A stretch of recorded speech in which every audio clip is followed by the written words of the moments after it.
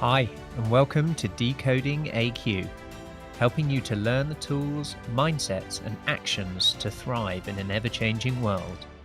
Hi, and welcome to our next episode of Decoding AQ. With me in her morning, my afternoon, I have Mita Mallick, and she's now just moved slightly outside of New York.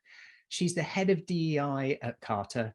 She's a prolific writer, Harvard Business Review, Adweek, Entrepreneur Media, and now a Wiley published author of Reimagine Inclusion, Debunking 13 Myths to Transform Your Workplace. Mita describes herself as inclusion champion, a podcast citing storyteller, and that is really her superpower. So welcome. Thank you so much for having me, Ross. I'm really excited for today's conversation. So Mita has a LinkedIn newsletter. It's called Brown Table Talk. It's published weekly, where she unpacks insights from her own podcast by the same name. And it's also part of the exclusive LinkedIn podcast network. So that's pretty cool. She spent over 15 years as a storyteller, so I think we're going to be in for a treat today, leading iconic brands like AVEENO, AVON Color Cosmetics, Chapstick, Vaseline, Dove, loads of them. Throughout her career, though, she has fought hard to ensure that people like herself are included. So that's a fierce advocate to get the representation of Black and brown communities. And it made a lot of her work in not just the campaigns and the media side, but also championing products to be created for all skin tones. So that is great. And now heading up inclusion, equity, and impact at Carter. Carter's a platform that helps people manage equity, different kind of equity. That's the equity of business. Building businesses to help everybody get investment into the companies of tomorrow. So their mission is to unlock the power of equity ownership for people in more places. My first question for you, Mita, is what was your favorite advert growing up? Great question. First of all, let me just say thank you for calling me cool. Maybe you can tell my kids that I'm cool. Haven't heard that in a while, so thank you. One of the first advertisements I saw was Dove. And I thought, wow, I'm seeing women of different shapes, sizes, and colors. I had grown up in an environment where I didn't feel included at all when I was young. I'm the proud daughter of Indian immigrant parents. I was born and raised in the US. And I was in Ross, I say, growing up in a time and a place where it was not cool to be Indian, which I'm sure many people can resonate still with today. I also didn't grow up in an Instagram era. So Dove was one of the first I saw. I thought, wow, like I see me represented in these commercials and these print ads. And so who would have known years later that I'd be working at Unilever many years later and get to touch that brand. It's interesting, isn't it, that sometimes it's hard to really realize what certain moments meant at certain parts of our lives when we see things. And often we might take things for granted or not really realize what their impact is until a little later in life. Absolutely. What might be something we would like to see changed, like to adapt, whether that's policy or regulation or various things.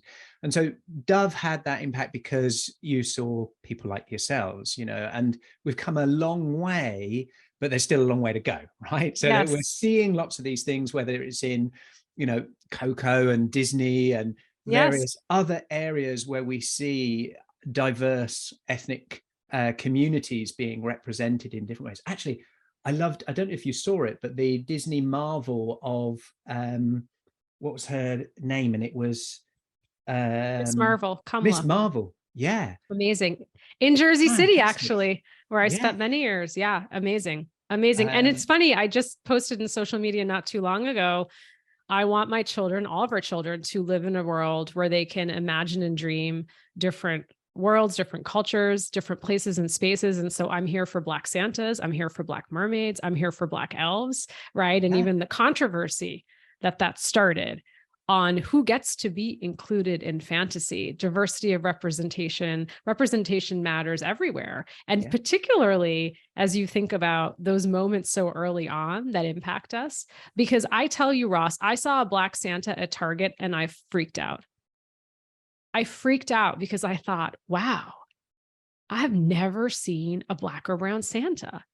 And so why is it that Santa was always represented as white, like fascinating, right? Why? Mermaids, elves, all of these things, right? You're like, wow, rocking my world, rocking my world. And it shouldn't be a wow, but it is. Shouldn't be a wow, but it is, because for someone like me, I have never seen myself represented in so much when I was growing up. And I know progress is slow, but I am a half glass full person. I joke my husband's half glass empty, so we're a balance, but I think progress is slow. And I do think our children are growing up in a different time than I grew up in. As long as in all of these things, each day is better than the one before, that's progress. The challenge, I think, is now we expect things to happen quickly and fast. We see it happening in technology. We see it happening particularly in smaller companies, but yet then larger companies and societies, there's still some challenge in that. I agree with that. I think it's yes and no. As we're talking today, I can get my phone out and order a Chipotle burrito bowl right now. I can get it. I can get what I want when I want, right? And we're living in a time where everything should be microwavable.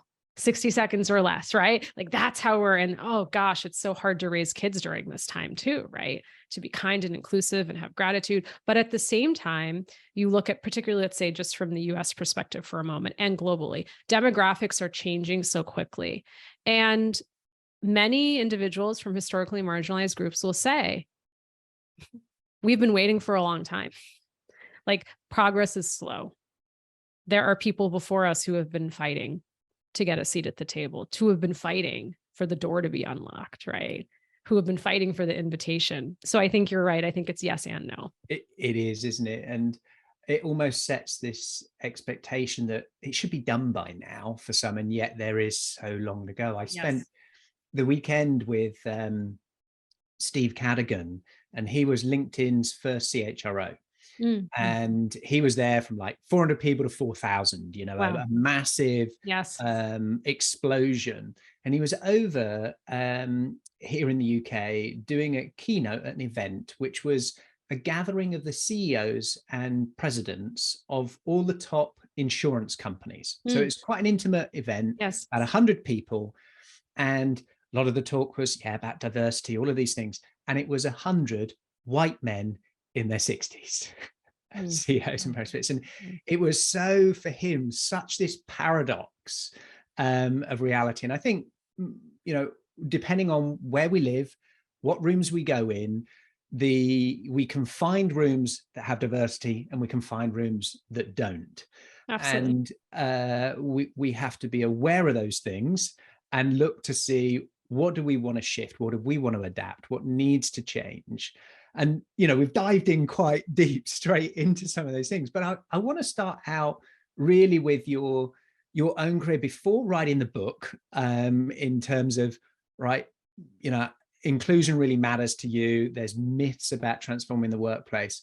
What were some of the most interesting highlight moments for you that maybe gave you that same energy when you said, advert with Dove, and I was represented, you were responsible for creating and shifting lots of things in different areas. Just share some of those highlights with us, Mita. I think ever since I've entered the workforce, I always thought inclusion was a driver of the business, because it goes back to what we talked about earlier. And when you were doing the very kind introduction, is that I always wondered, Ross, who has the power of the pen? Who's behind the camera? Who gets to make decisions on whose stories are worthy of being told and why? I always was really fascinated as a child by that. And so then it's no surprise I end up going into a marketing career, working for really large consumer product goods brands. And I'll never forget, I have so many stories, but one in particular, I'm working on a color cosmetics line, and it's a really big launch for the company. And I'm sitting there early one evening in my cubicle and trying the blushes on my skin. They don't show up. None of the products show up, not the eyeshadow, not the blush, not the lipstick. And I remember at the time bringing this up to management and saying, these don't work on my skin tone. So can we look at how we might be able to change the formulation, which would be to add more pigmentation? And the response was, well, that would be more expensive, so we're not going to do it. And so the question is, there's no market for that. Well, have we tried? Do we know if there's not a market for that? Because I would tell you I would be willing to pay more because I don't find products that work on my skin tone. And so even then, this idea of the market doesn't exist, well, you don't know that and you've never tried to speak to the market. And one stat alone will say, in the US, for example, the power of the multicultural consumer is anywhere spending power between 3 trillion and 5 trillion. Like, it is just skyrocketing. And you think about any historically marginalized community, the spending power, right? LGBTQ+, individuals with disabilities, veterans. And then, oh my God, you think about the allies for those communities, right? It's huge. And so inclusion is a driver of the business. I can convince anyone of that. I'm pretty sure I can convince anyone of that. And so that's the question I always wondered is, who are we leaving out and why? And there's an opportunity always to serve someone authentically with your product and service that you haven't thought of. And I think we often forget some of the multiplier effects. Absolutely. So when we look at it hard cold and say, okay, what's the market? Where are they? And we look at it through the same lens as what's come before, we're biased to that data of, it's going to be too expensive, or we've done it this way. If we change something, then we don't know what's likely to happen. So maybe we shouldn't give it a try. And when we do try and we do experiment, we do find out other things that maybe the market can teach us things. Maybe we find that, wow, they've been so long underserved, they now become such massive advocates, ambassadors of it, and our cost of acquisition totally shifts. So I think it's really interesting, Absolutely. This approach of when we have new opportunities, how do we evaluate them? What are the sort of processes that we go through? And I think I'm really interested in your take on that, because historically we've had, we need data, we need all of these things that are going to try and influence, but it still needs to be wrapped up in a story. It needs to have that emotional connection. And sometimes our own bias gets in the way. This is what I do at Carta. This is what I've done in the book. Every single day I think about, how can I interrupt your bias as a leader, Ross? You're making small and big decisions every day at work. How can I help you interrupt your bias? Another example of a great product I worked on years ago was a spray lotion. Very simple concept, but a lotion that you could spray out of a can. And I remember after the launch, spending all this time with my team, pulling the data. And guess who was buying that lotion, that spray lotion, in ridiculous quantities? Individuals 55 and over. Because if you have arthritis, for example, as my mother is suffering from that now, I see that firsthand. A spray rather than a pump is so much easier. So I was like, Ross, oh my God, I've uncovered this amazing insight and opportunity. And so to your point, the data, pulled the data together, went to the global team, and I was like, this is our opportunity. I have a whole plan on how we can reach individuals 55 and over. And they also have the discretionary spending. Wouldn't do it. Not interested, because we still have this bias that it's not glamorous, interesting, or sexy to sell to older individuals, which is such a missed opportunity and shame. We are all going to age, and we live in a youth-obsessed culture. And so sometimes it's the data, and even if you have a story of hitting retirement communities, working with AARP, right? You build the story, and it's the individual's bias that will get in the way, that will stop.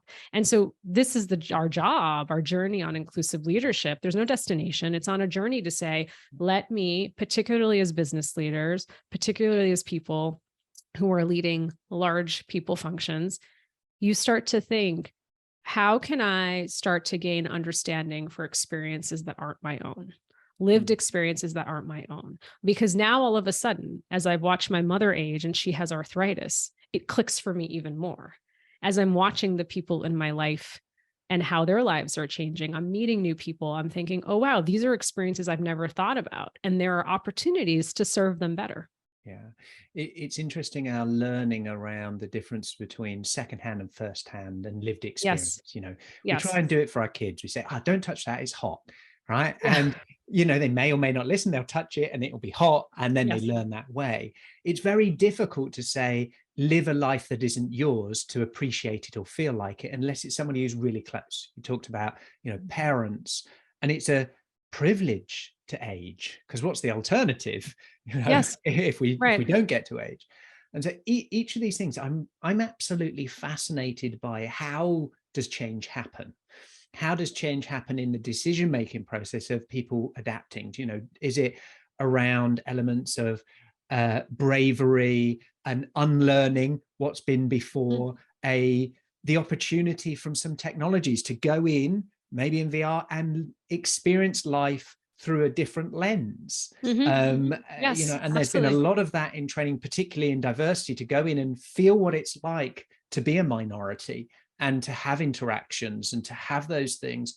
Is I touched the plate. It's perhaps as close as we might be able to get in some of those lived experiences. What's your view? One of the things I struggle with, and I talk about in Reimagine Inclusion, is that we're doing this work backwards. We are chasing inclusion at our conference room tables, at our boardroom tables. And guess what? This work starts at home.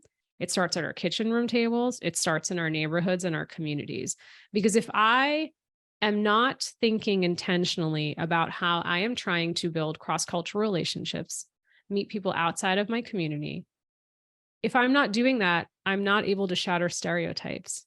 So if you are if I am, for you, the only South Asian person you've ever met of Indian descent, all of a sudden, everything you think you know about the community is tied to this one relationship. Or maybe you don't know anyone of South Asian descent, right? So you are relying on film and media, which is super dangerous, right? And so then you show up to work and we are thinking, gosh, we are all chasing inclusive cultures. We all want diversity of representation in our teams. And let's say you get there, but as a leader, I might not be equipped to lead the team because I don't understand the lived experiences of my team. I don't understand why a colleague is upset for her safety. Guess what? There's a huge rise of xenophobia and anti-Asian hate right now, anti-Semitism, anti-LGBTQ legislation in the US and globally.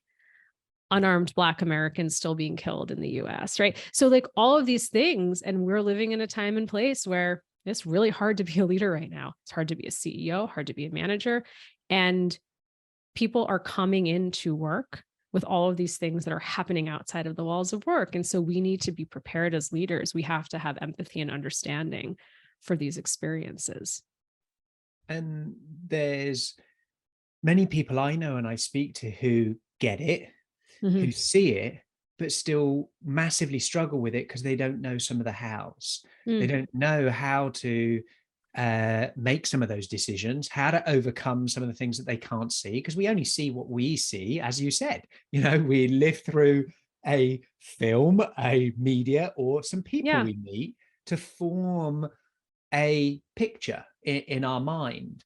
And I think what'd be interesting is if we dive into your book, because it's coming out, is it October? October, it's coming out October 3rd. Yes, it's available for pre-order right now in the US, Canada, UK, India, working on other markets.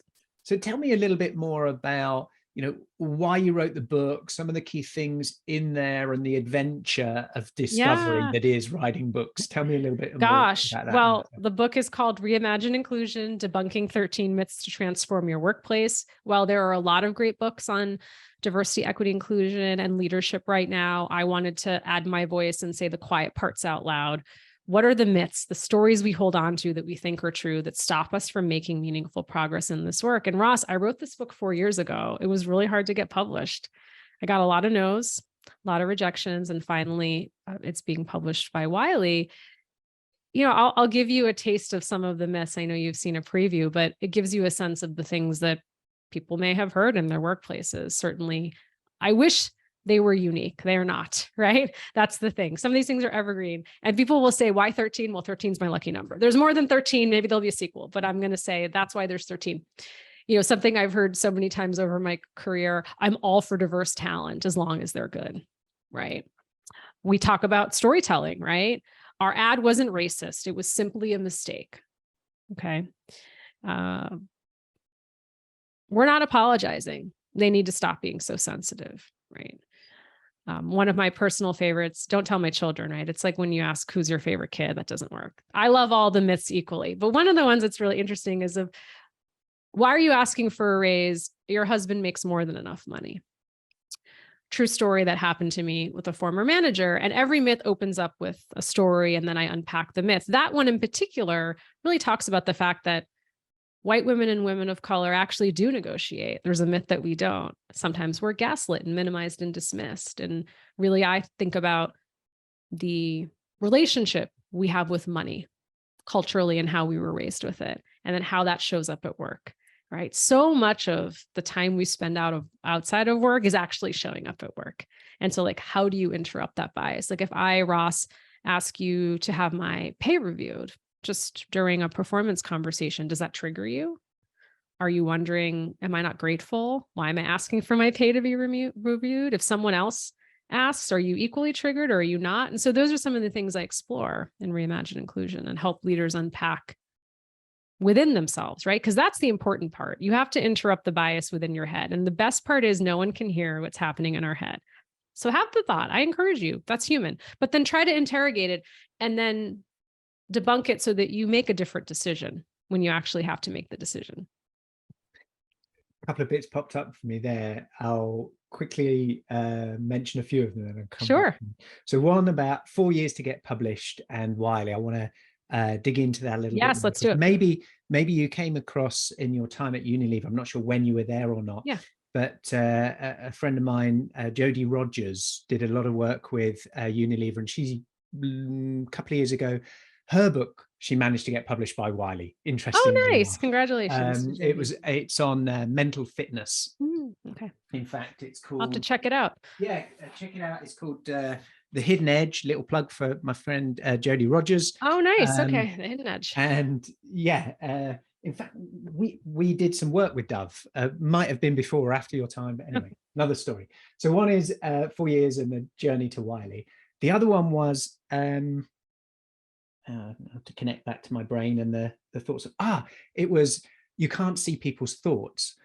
I saw a post a little while back where they've now taken signals from someone's brain, from their thoughts, put it through AI, and then Mid-Journey or one of the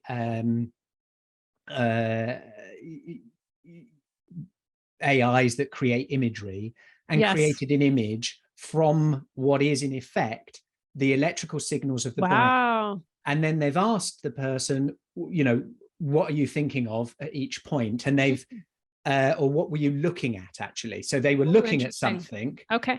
And then all they were allowed to do was look at what was going on in the brain, interpret that, and try and recreate it from the signals. Wow. I'll have to send it to you. It is scary. There's like 6 pictures and it's almost the same. So the point is that we can read dreams and we can read thoughts in visual imagery now. So we're not too far away from. Oh gosh. Okay. Strike what I said. Strike what I said. I can see what you're thinking, Mita, now. Oh gosh. Is that a good thing, bad thing? Don't know. Yes. Anyway, let's come back to 4 years with Wiley. How did it happen? Why not self-publish? Was it a bias and wanting to get something credible of Wiley? Tell me a little bit more about that. Yeah, journey. Absolutely. So my real journey starts from, as my mother said, ever since I could hold a pen or a crayon, I wanted to be a writer. I was the proud editor of my 5th grade elementary school paper. I wrote a screenplay when I was in high school. It was like the version of My Big Fat Greek Wedding, except Indian style. I wrote 4 novels. Wrote 3 right out of undergrad, and I had an agent who dropped me pretty horribly over email. And then I went to graduate school and I wrote a 4th novel, and I tried to get an agent. None of those have been published. And actually my current agent doesn't know the story. He'll find out soon enough, but I've been trying to write ever since I could write. And so I just kept writing and putting thoughts out there because I really enjoy it. By the way, I don't have any hobbies. I don't bake. I don't ski. I don't like to travel. My husband makes me go places, but I love my family and friends and I write. And so that's really my passion. And I wrote the book 4 years ago. And I'll tell you, I went through a very traditional route, have an agent, went to Wiley. But before that, here's some of the feedback I got. Mita should come back to us when she has a book more like Sheryl Sandberg. Happy to look at it then. There are a lot of people who look like Mita writing books like this right now. So we're going to have to pass. Another one was Mita's writing pops off the page. She's a masterful storyteller. Wish she had more followers. We're not sure who's going to write the book. And so you're thinking, how does she know this off the top of her head? Because I have a rainy day folder, which I know many people do. It's the love notes people send you. So when you're down, you go back to that folder. I have a rejections folder. Yes, I do.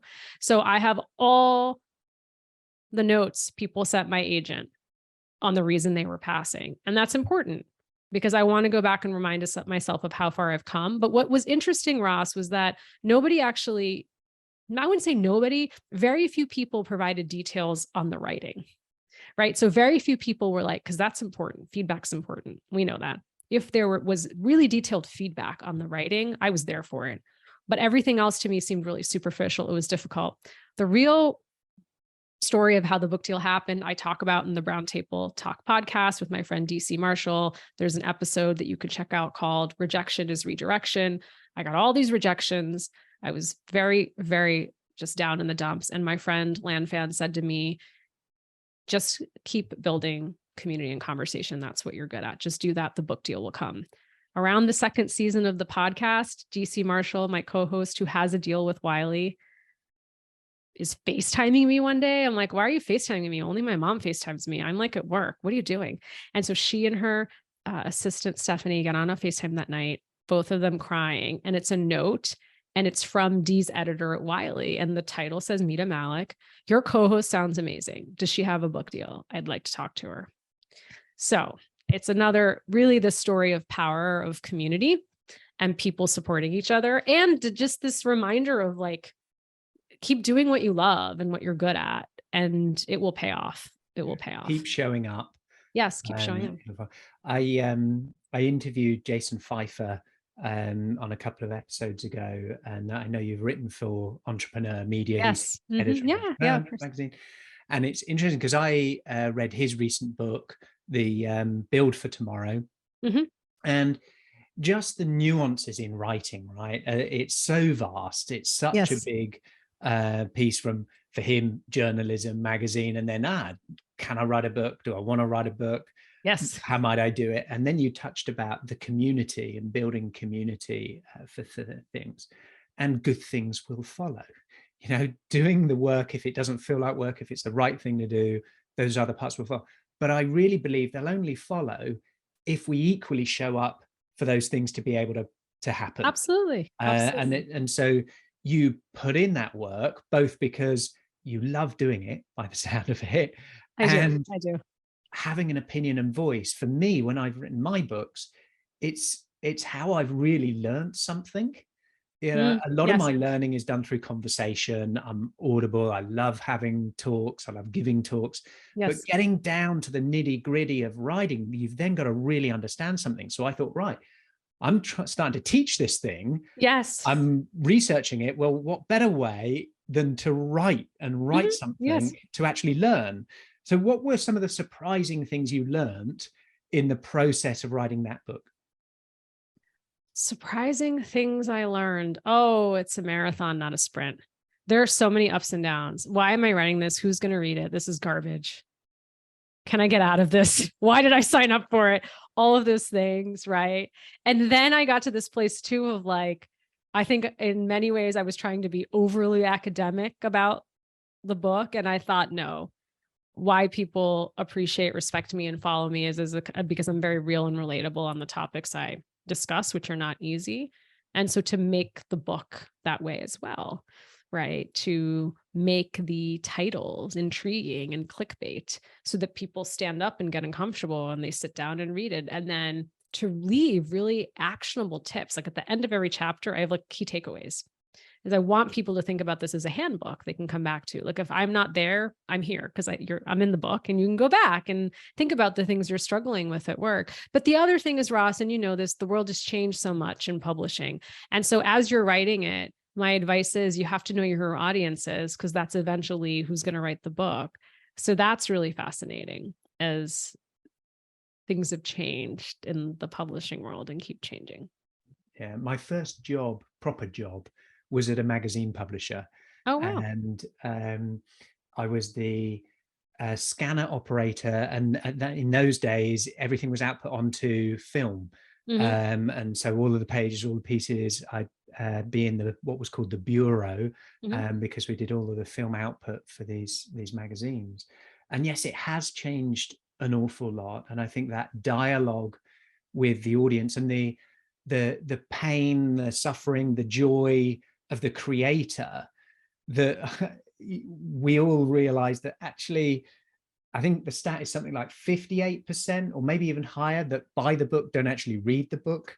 Yes. And for us, that's like, crushing. Right. And at the same time, it's a relief because, is it good enough? Is it right? All works of art are just abandoned at some point. They're never finished, right? There's always more we could do. So on that, you subtly went in there that, 13, well, maybe there'll be a second edition of those things. You've already written 4 other novels. Yeah. What would be the next one that you'd love the world to be gifted from you, and why? What would that be? One of those novels or another one? What's in your I think something in mindset? the space around culture and leadership is something that I'm thinking again, and what it takes to build inclusive cultures. I think so much of us underestimate the impact of one, the tipping point. Like if each of us show up tomorrow doing one thing and work differently, imagine how different our work, one thing better. You don't have to do 10, but like imagine how different our workplaces would be. And so that's the compounding effect. Absolutely. So that's what I'm really thinking about. Maybe I'll go back to the novels, but I quite enjoy right now being focused on nonfiction. Do you know, the Decoding AQ was my second one. Okay. My first one was called Moonshot Innovation. Took me a long time, lots of years, all that stuff. But for Decoding AQ, I wrote a 10,000 word novel to go alongside it, but I was never brave enough to put it in. So, because my candy is films and movies. I absolutely love them. And I wanted to create a sci-fi story to get and uncover a few ideas about adaptability and just shift around what it means to be human or not human, and what do we adapt to or change to? Is it us that needs to change, or is it something external that needs to change in order to evolve society and things? And I wrote this one twice, and it's just a fascinating arena, isn't it, of creativity. And I would never have thought myself, unlike you, that you loved writing, always had a pen. Yes. I hated it. I hated reading, hated English, all those things. It was like, and here you are, many times over published author. That's amazing. And it's bizarre, utterly bizarre. So on that point, I will also say that, like, writing is, people ask me a lot, it's half discipline, half art. That's the last thing I'll say as we move on. But like, part of it is like the discipline of like, having a full-time job at the time 4 years ago, early mornings, late nights, like carving the time to write it. And just the discipline of it. And then you get better at writing over time, the more you do it. I think that's very true. So there's 2 things. One, you mentioned leadership is really difficult. I want to touch on that. And the other one, yesterday's guest that I was interviewing, Alicia Cohen, her last guest on her podcast was Seth Godin. So I know that you all know who Seth is.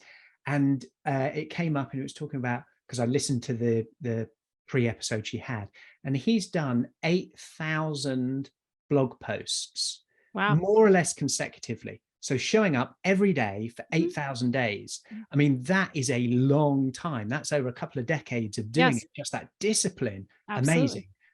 Shelve that. Leadership's hard.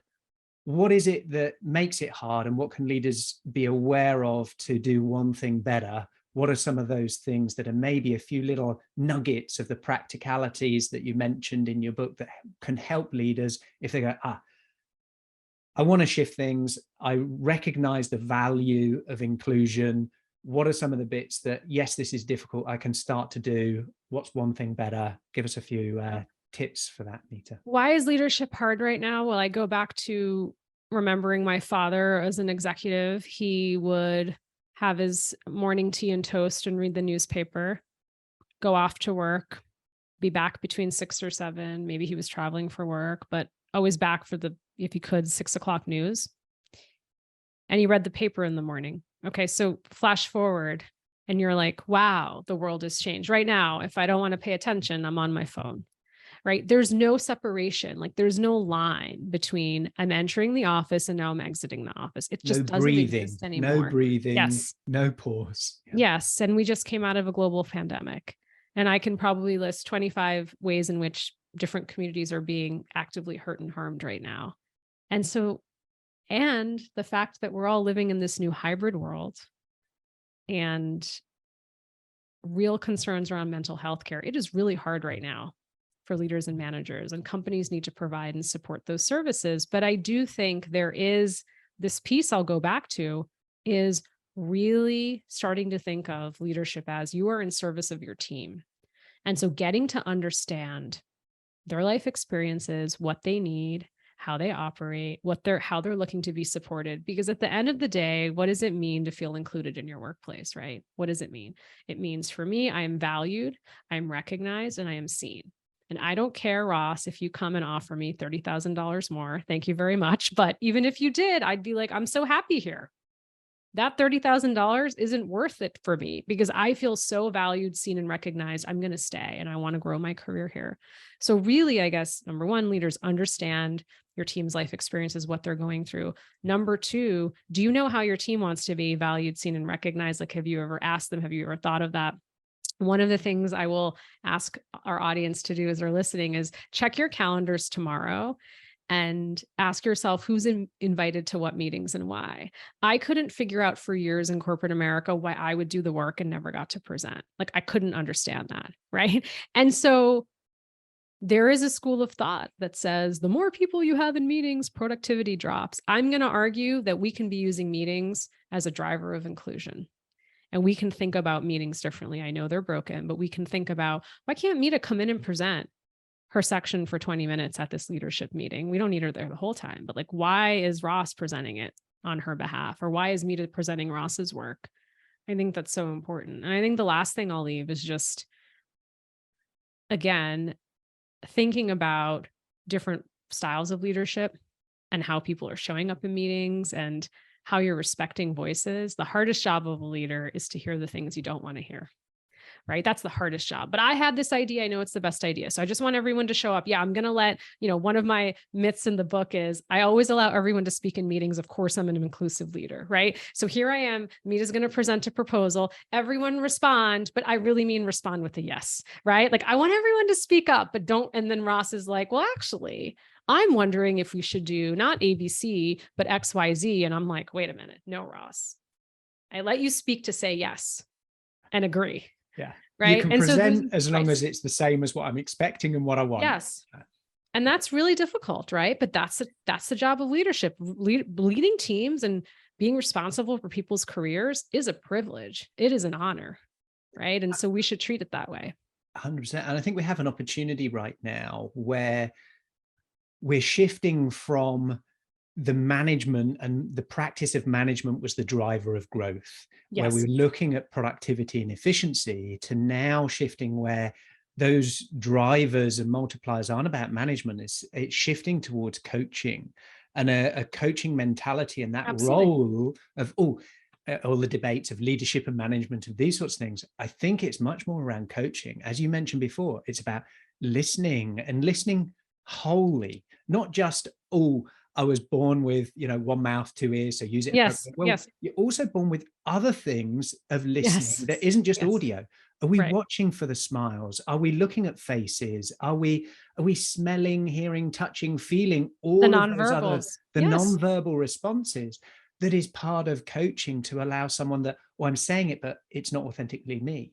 Or I'm presenting because I'm fearful of what I should be saying or not. Absolutely. So the voice has to have the frequency of authenticity inside it for both the individual, but also the organization, to truly listen 360 around that piece. Absolutely. Because it's in those uncomfortable moments, in those friction points, in the points where it's not the same sound and the same words and the same voice as before, where the opportunity and innovation is.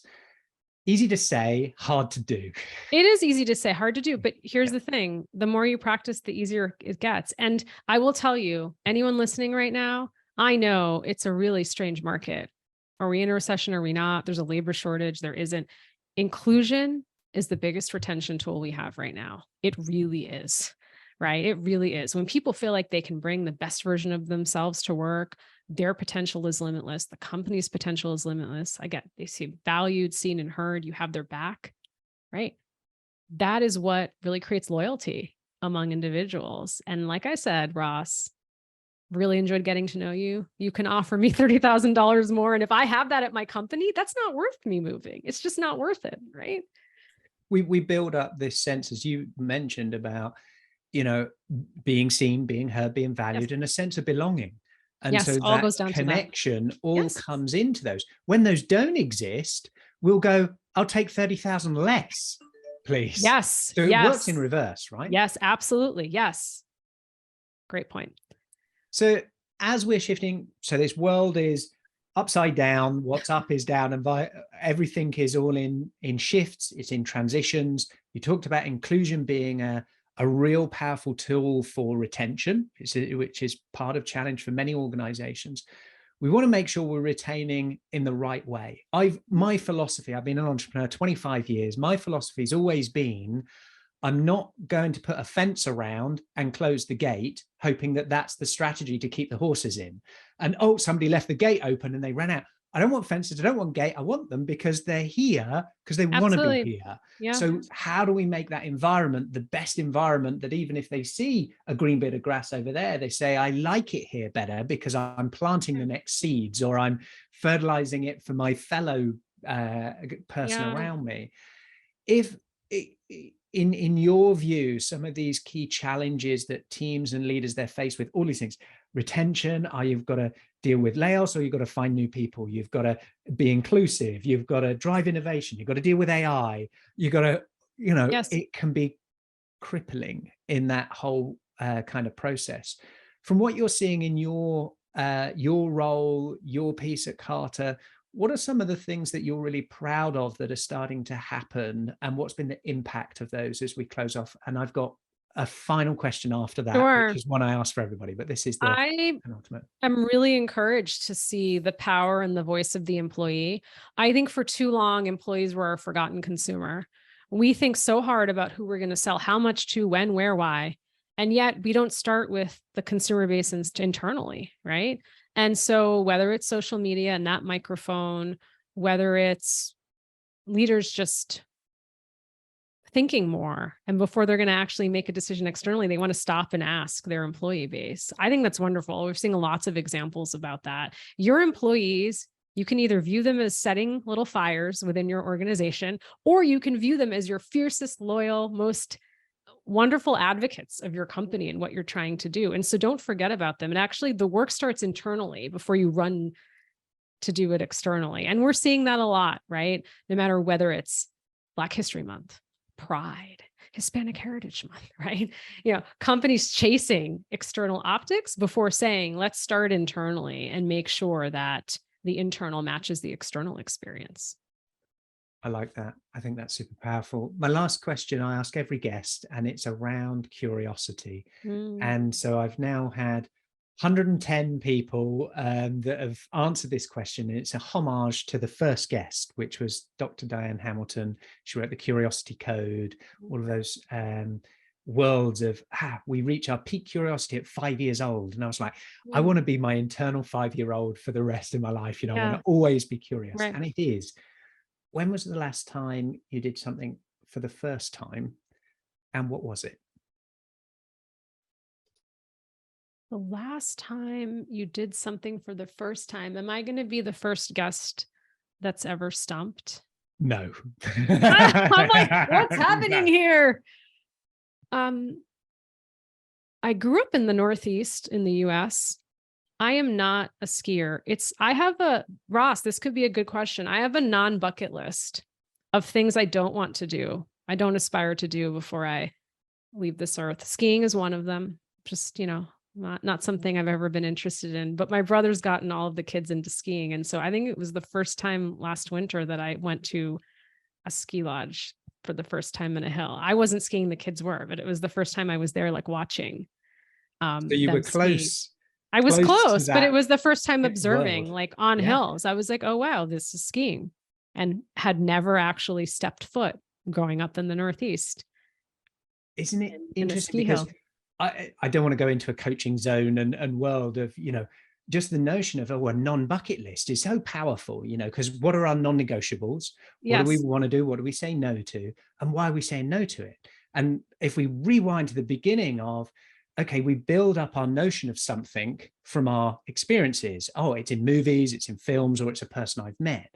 So there must be in your life some elements of what said skiing's not for Mita, not for me. Probably because I didn't see a lot of brown and black people skiing. Maybe. And tennis is probably the same thing. Of course, the Williams sisters changed that Did for a me. lot But of- the point being is that I don't want to be caught up in appearances and doing things that I think I should be doing because everyone else is doing them. Yeah. Of course, someone invites me to ski, I'll go do it, but I'm not going to make that my passion because I think the world wants me to do that, or that's what someone else thinks I should be doing that. So that is the notion of the non-bucket list. The non-bucket list is that it's about you, not about you being somebody for someone else's viewpoint. Yes.